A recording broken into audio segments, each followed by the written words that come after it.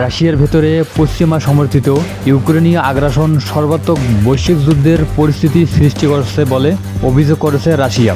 দেশটির পার্লামেন্টের প্রতিরক্ষা কমিটির সদস্য মিখাইল শেরমেট শুক্রবার কথা বলেন। 2 বছরেরও বেশি সময় ধরে রাশিয়ার অভিযানের বিরুদ্ধে 6 আগস্ট পাল্টা অভিযান শুরু করে। দেশটির সেনারা রুশ সীমান্তে অতিক্রম করে এবং কুরস্ক অঞ্চলে হামলা শুরু করে। এরপর থেকে তারা রাশিয়ার অনেকটাই ভেতরে গুরুত্বপূর্ণ এলাকায় এগিয়েছেন। এতে মস্কো 2 লাখেরও বেশি লোকজনকে সরিয়ে নিতে বাধ্য হয়েছে।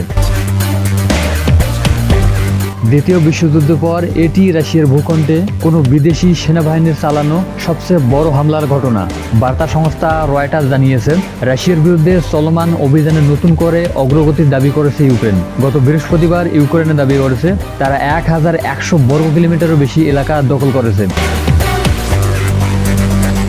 এদিকে রাশিয়াও ইউক্রেনি বাহিনীর হাত থেকে কুরস্ক সীমান্ত অঞ্চলের একটি গ্রাম দখলমুক্ত করার দাবি করেছে। এদিকে ইউক্রেন বলেছে তারা এরই মধ্যে বেশ কয়েকটি বসতি ও সুদ্রা শহর দখল করে নিয়েছে। সীমান্ত থেকে 8 কিলোমিটার দূরে শহরটির অবস্থান।